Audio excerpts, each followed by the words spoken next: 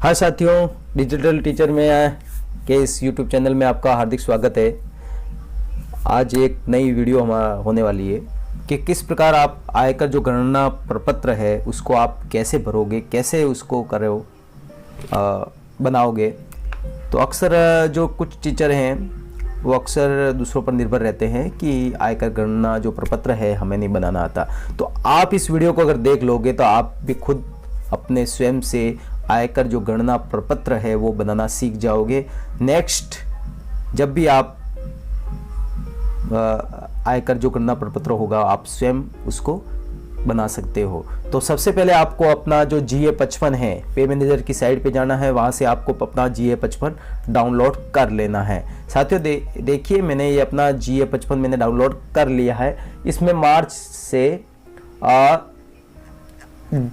जो फरवरी तक है वो सारी इसमें सैलरी जो मुझे मिलने वाली है और जो मिली है वो सारी आ जाएगी। तो वहाँ पर अगर GA55 आपको डाउनलोड करना नहीं आता है तो मेरा जो एक वीडियो DA एरियर का मैंने बनाया है उसमें भी ऑप्शन है कि वहाँ से जा कर के आप किस प्रकार GA55 डाउनलोड कर सकते हो। तो वहाँ से जो ऑप्शन है GA55 का, वहाँ से आप GA55 डाउनलोड कर सकते हो।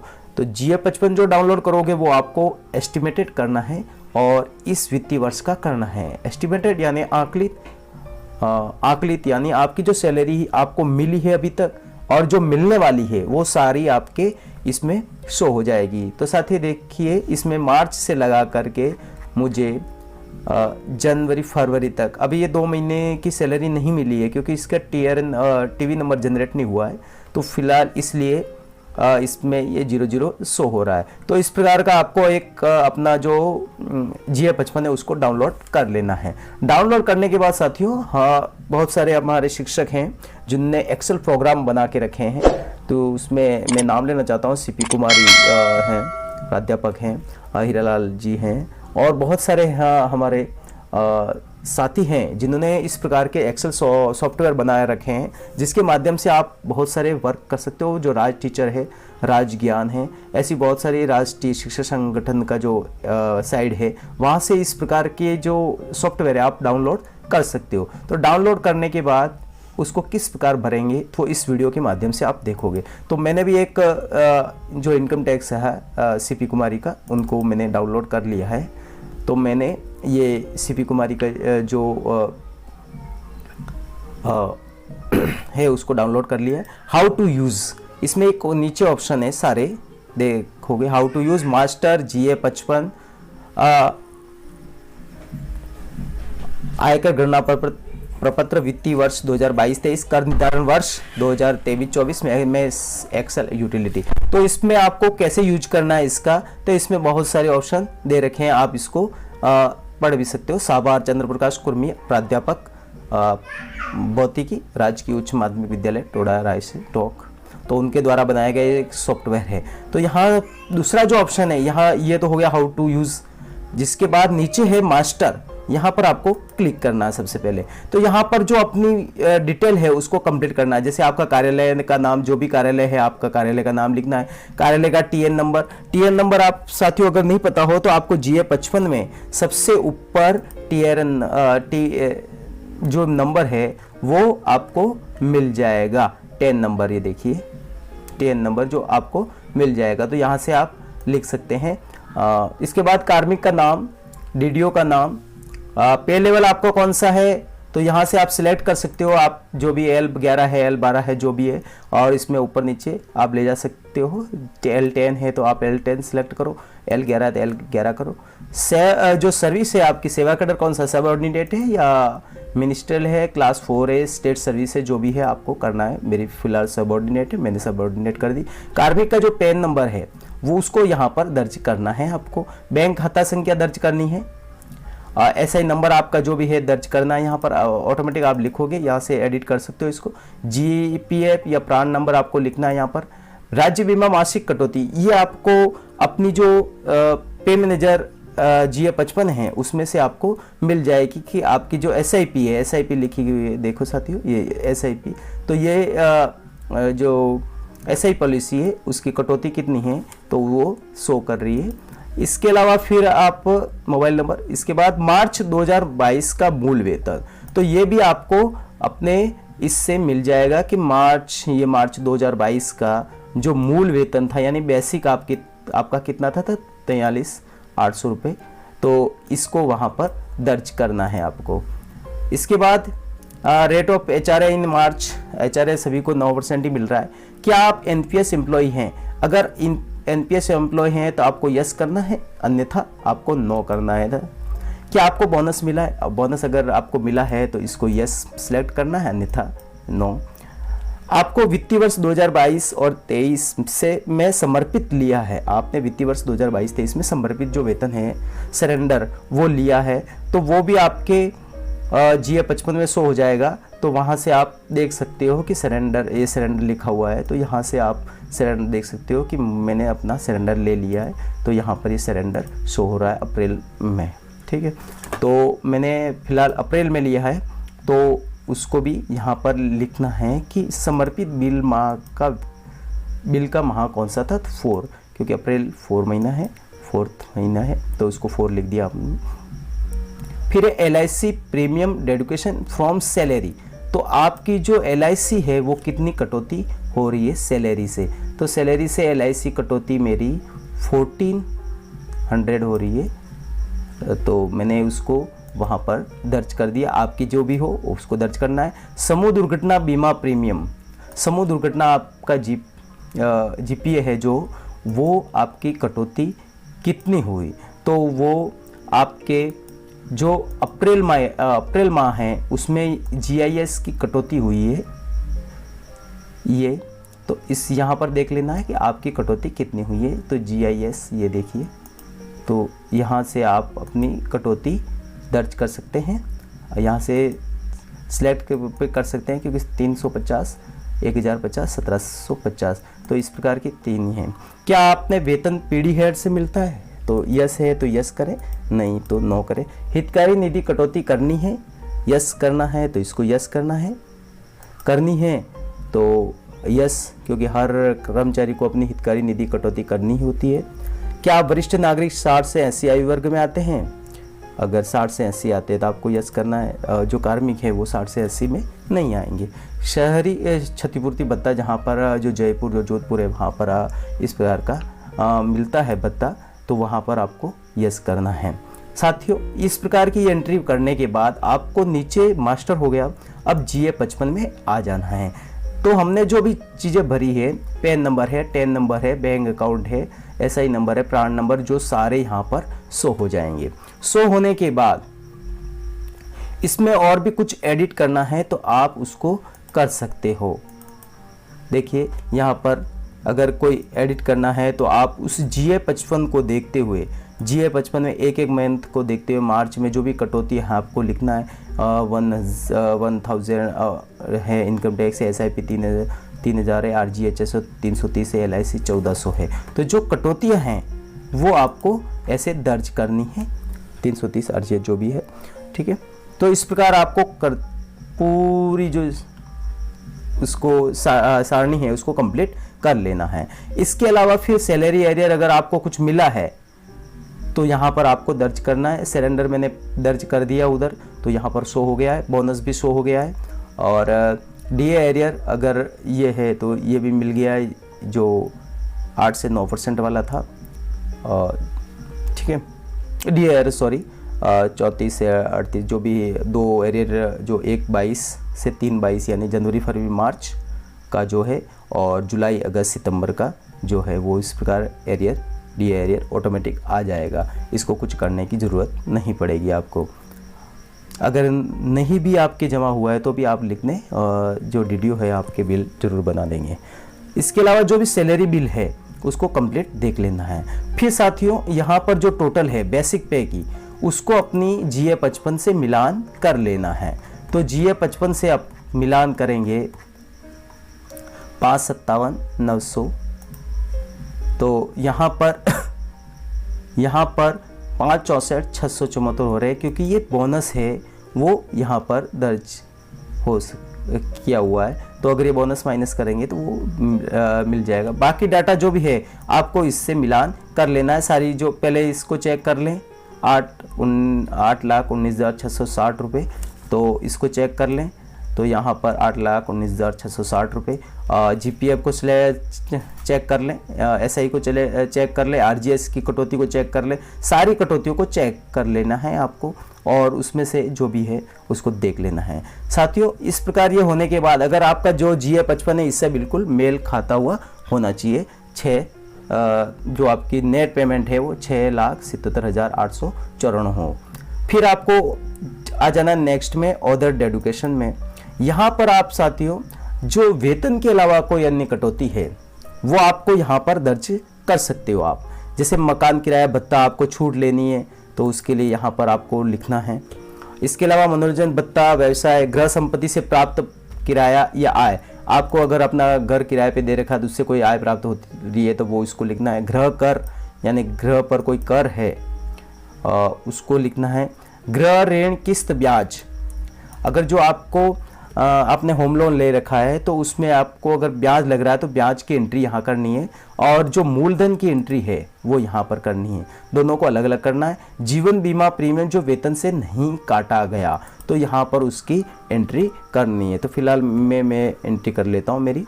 ट्यूशन फीस, अगर आपके बच्चे किसी विद्यालय में पढ़ रहे हैं और वहाँ पर किसी प्रकार की ट्यूशन फीस लग रही है तो वो भी आप यहाँ पर दर्ज कर सकते हैं। तो फिलहाल मैंने भी अपनी दर्ज कर ली। वो ट्यूशन फीस अलग होती है, पूरी फीस अलग होती है, तो वहाँ पर अपने जो भी संस्था प्रधानों से सलाह मशविरा करके कि ट्यूशन फीस की कितनी रसीद देंगे वो आप उनसे प्राप्त कर लें। और इसके अलावा ULIP वार्षिक प्लान कोई ले रखा है आपने, ये बहुत सारी जो ऑप्शन हैं, इक्विटी लिंक सेविंग है, म्यूचुअल फंड है, सुकन्या समृद्धि योजना है, राष्ट्रीय बचत स्कीम है, इस प्रकार किसी भी प्रकार से आपने कोई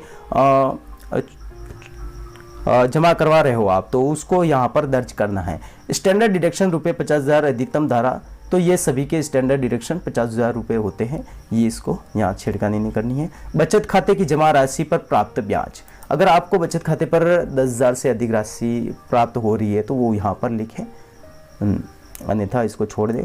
नहीं तो आपको 16 नंबर में भी जब आप ITR को ऑनलाइन करोगे तब भी आपको वहाँ पर भरना पड़ेगा। FD आदि अन्य जमा राशि पर प्राप्त कुल ब्याज PPF को छोड़कर। तो इस प्रकार ये देख लें कि आपने कोई धर्मार्थ संस्थान में भी अगर कोई दान दिया है तो उसको भी आप यहाँ पर दर्ज कर सकते हैं।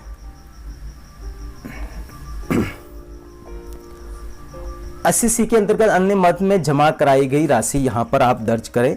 SCC यानी जीवन बीमा पॉलिसी है, जो PLI है या अन्य कोई भी है तो उस आपके वेतन में कटौती के अलावा आपने कोई राशि जमा करवाई है तो लिखे। SCCCC यानी पेंशन योजना वार्षिक प्लान से संबंधित कोई अंशदान आपने जमा करवाया है तो वो लिखे। इसके अलावा SCD में चिकित्सा प्रीमियम सामान्य व 25,000, वरिष्ठ नागरिक 50,000, तो ये अलग अलग है। 60 वर्ष से अगर कम हैं आप तो 25,000 का दावा कर सकते हैं आप। अगर 60 वर्ष से अधिक हैं आप तो आप 50,000 का दावा कर सकते हैं। अगर आपके माता पिता 60 वर्ष से कम हैं तो आप 25,000 का उनका और 25,000 का स्वयं का यानी 50,000 का क्लेम कर सकते हैं। तो यहाँ पर आपको वो राशि दर्ज करनी है, तो उसका विस्तृत आप SCD पढ़ें नियम के लिए। नहीं तो और भी अगर आपको इस प्रकार की कोई समस्या होती है तो आप कमेंट कीजिए, मैं उसका जवाब दूंगा। विकलांग आश्रित को चिकित्सा उपचार, अगर कोई विकलांग आश्रित है और अपने परिवार में विकलांग व्यक्ति पर किए गए खर्चे पर भी उसका छूट ले सकता है। अगर कोई 40% विकलांगता का है तो वो 75,000 तक छूट ले सकता है। अगर 80% से ऊपर है, 40 से 80 के बीच में है तो 75,000 यानी 75,000 और 80% से ऊपर है तो वो 1,25,000 की छूट ले सकता है। विकलांगता जो विकलांग व्यक्ति है उसके पर खर्च किए गए, तो ये भी एक टैक्स में छूट का फायदा ले सकते हैं। उच्च शिक्षा है तो ऋण का ब्याज, उच्च शिक्षा के लिए अगर आपने कोई इस प्रकार का ऋण लिया है। धर्मार्थ संस्थाओं आदि को दिए गए दान क श्रेणी में 100% होगा। क श्रेणी में कौन कौन से वो आपको देखना है कि वो संस्था कहाँ से रजिस्टर्ड है। ख श्रेणी में अगर आप दान करते हो तो उसका जितना आप दान करोगे उसका 50% आप छूट ले सकते हो। इसके अलावा राजनीतिक SCGC में राजनीतिक पार्टी हेतु दिया गया दान भी आप इसमें छूट में दे सकते हो। वेतन बिल के अलावा जमा कराया गया आयकर, तो यहाँ पर वेतन बिल के अलावा अगर आपने कोई आयकर जमा कराया तो उसको यहाँ पर आप दर्ज करोगे तो वो शो हो जाएगा। ठीक है, तो इस प्रकार ये सारी डिटेल को चेक कर लें साथियों, और इसमें जो भी आपकी अन्य कटौती है उसको यहाँ पर दर्ज करना है। ये होने के बाद आपका जो टैक्स ओल्ड रिजिम है वो तैयार है। तो जैसे मैं बता रहा हूँ कि मैं 8,19,660 रुपये मेरी टोटल इनकम है, उसमें 50,000 स्टैंडर्ड डिडक्शन मेरे माइनस हो जाएंगे। 7,69,760 जो मेरी शेष इनकम है उसमें मुझे अगर आपकी गृह संपत्ति से आय स्वयं के ऊपर, यहाँ पर गृह ऋण अगर मैंने होम लोन लिया होता तो यहाँ से ब्याज के मेरे जितने हैं, ब्याज के जितने बनते वो इसमें से मूल में से माइनस हो जाते, लेकिन मैंने किसी प्रकार का होम लोन नहीं ले रखा है। अगर आप साथियों अपने किसी में ने ले रखा है तो वो यहाँ पर दर्ज करें। तो 7,69,000। इसके अलावा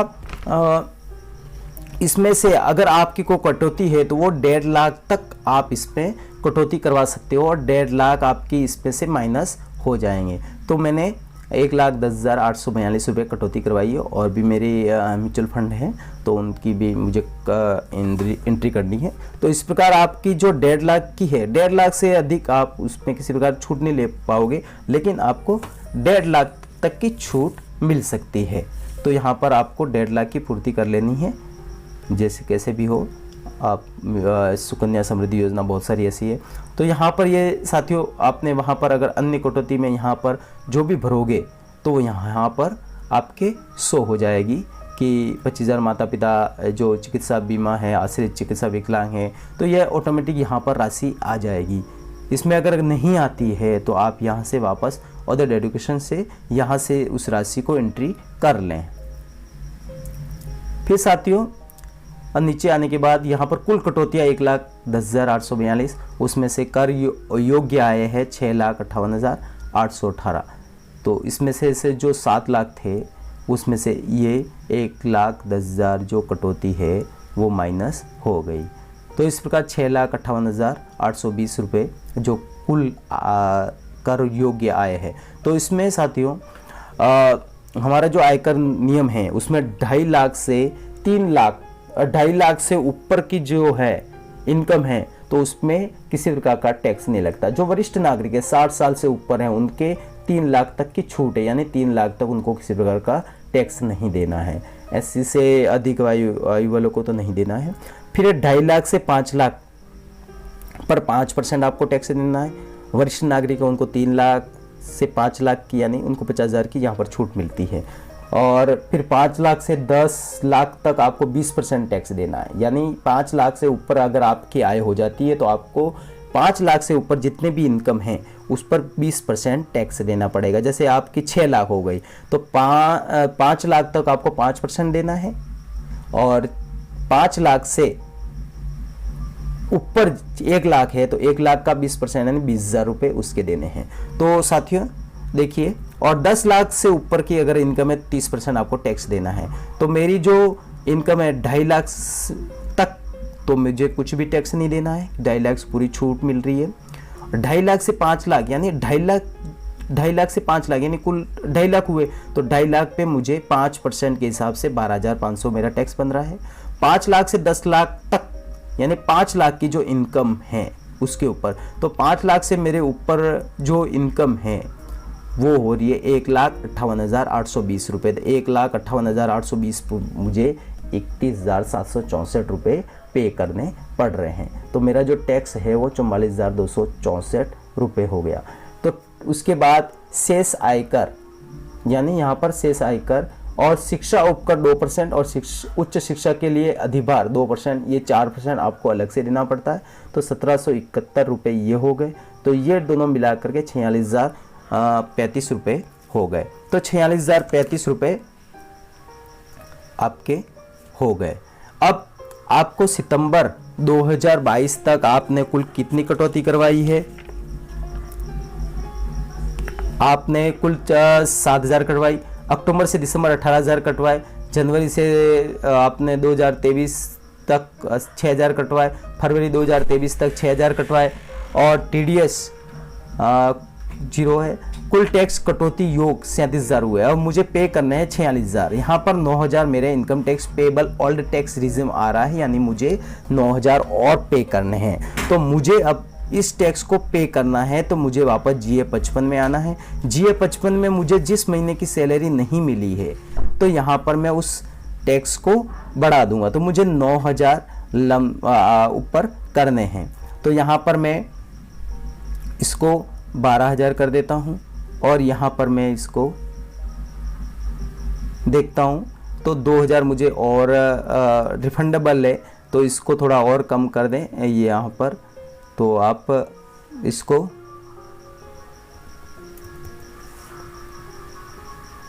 $9,500 कर दिए, तो 465 रुपये जो है रिफंडेबल है। तो इस यहाँ पर इतने और भी आप कम कर सकते हो। तो इस प्रकार इनकम टैक्स रिफंडेबल जो भी है आपको रिफंड हो जाएगा।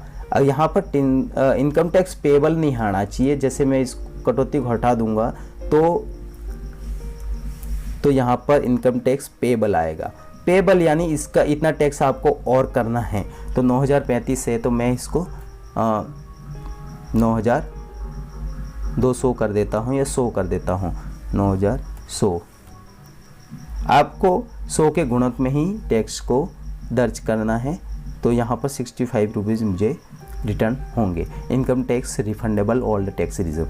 साथियों, हमारे जो अधिकांश कार्मिक है उसमें हम ओल्ड टैक्स रिजर्व ही उपयोग कर रहे हैं, क्योंकि इसमें 1.5 लाख की कटौती मिलती है, छूट मिलती है। और बाकी जो अन्य हैं उसमें नहीं मिलती है। न्यू टैक्स जो सेकंड है टैक्स न्यू रिजर्व, इसको डाउनलोड आपको नहीं करना है। इसमें क्या है कि आपको किसी प्रकार की जो 1.5 लाख की कटौती होती है उसमें नहीं मिलती है। तो इसको देखते हुए इसका 49,867 बनता है, लेकिन मैं ओल्ड टैक्स रिजिम के अनुसार मुझे 46,035 रुपये ही बन रहे हैं। तो मुझे इतना ही पे करना है। न्यू टैक्स न्यू रेजिम में नहीं जाना है अपने को। जब फ़ायदा होगा तभी जाना है, बाकी नहीं जाना है। अगर एक बार आपने न्यू टैक्स कर दिया तो उसको फिर आप ओल्ड पे वापस नहीं आ सकते। अभी फ़िलहाल ओल्ड पे चल रहे हो तो ओल्ड पे ही हमें चलना है। और साथियों, हमें 15 जून तक 15% जितना टैक्स बन रहा है, यानी 100 रुपये बन रहे हैं, तो आपको 15 जून तक आपको 15 रुपये जमा करवा देने हैं। सितंबर तक आपको 45 रुपये यानी 45% टैक्स आपको सितंबर तक जमा कराना है। और दिसंबर तक आपको साथियों 75% जो टैक्स है आपका वो जमा करवा देना है।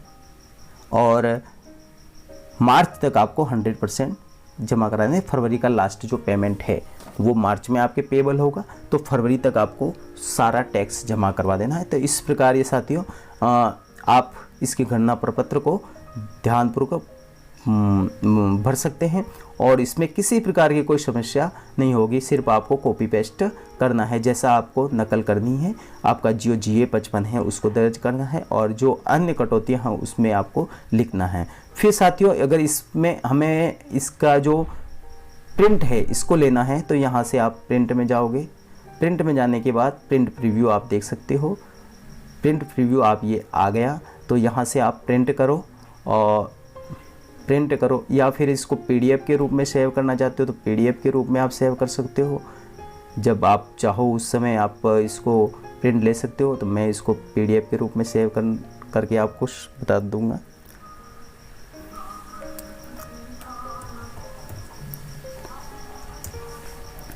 तो मैंने डेस्कटॉप पे इसको टैक्स 1 करके इसको सेव कर लिया है।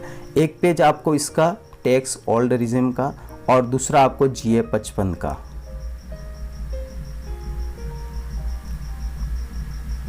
GA 55 का इसको भी प्रिंट करके प्रिंट प्रीव्यू करके आप देख सकते हो। इसको देख करके इसको प्रिंट आप कर सकते हो। माइक्रोसॉफ्ट प्रिंट PDF हो रहा है अभी फ़िलहाल, तो PDF के रूप में ही आपके उसमें सेव हो जाएगा। तो टैक्स 2 कर दिया मैंने इसको और सेव कर दिया। अब साथियों, जो फरवरी का लास्ट एंड होने वाला है, तो उसके बाद आपकी जो जितनी भी रसीदें हैं अदर डेडुकेशन की, वेतन में जो कटता है उसकी कोई रसीद आपको जमा नहीं करानी है। लेकिन वेतन के अलावा जो आपकी कटौती है, जैसे मेरे 1894 है तो इसको मुझे रसीद जमा करानी पड़ेगी। ट्यूशन फीस की अगर मैंने 12,000 लिखे हैं तो उसकी भी रसीद मेरे को DDO के पास जमा करानी पड़ेगी। आपकी इसमें से अन्य कटौती में अदर डेडुकेशन है, उसमें से कोई कटौती अगर आप जमा करवा रहे हो तो और इसमें उसका लाभ ले रहे हो तो उसकी एक रसीद आपको अपने डीडीओ के पास जमा करवानी होगी। साथियों देखिए, अब हम देखते हैं कि अपना जो टैक्स हमने प्रिंट लिया वो कैसे शो हो रहे हैं। तो देखिए साथियों, ये हमारा जो टैक्स वाला है इसकी प्रिंट आप ले सकते हैं और इसको डीडीओ के पास जमा करवा सकते हैं, सिग्नेचर ऑफ एम्प्लॉय के साथ में, सिग्नेचर ऑफ डीडीओ के साथ में, ठीक है। और दूसरा जो है ये देखिए, तो इन दोनों की प्रिंट ले लें, आगे पीछे लें या ये 2 कागज़ पे ले लें, कोई बात नहीं, आप जैसे भी उसको प्रिंट कर सकते हैं। और बहुत ही अच्छा वीडियो मैंने बनाने की कोशिश की है इसको। अगर आपकी समझ में आ गया हो तो इसको लाइक शेयर और सब्सक्राइब कीजिएगा। मिलते हैं नेक्स्ट वीडियो में, तब तक के लिए बाय बाय, धन्यवाद साथियों।